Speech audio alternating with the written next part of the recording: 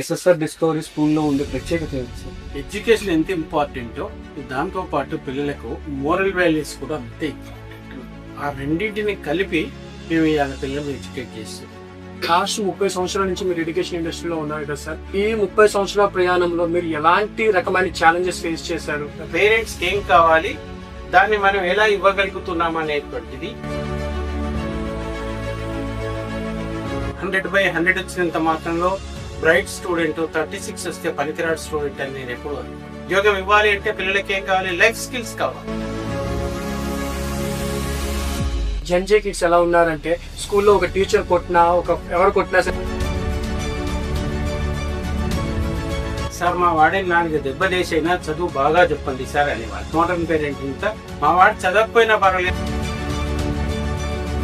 మీరు నేర్పక స్కూలు నేర్పక ఎవరు నేర్పకపోతే వాడి భవిష్యత్తు.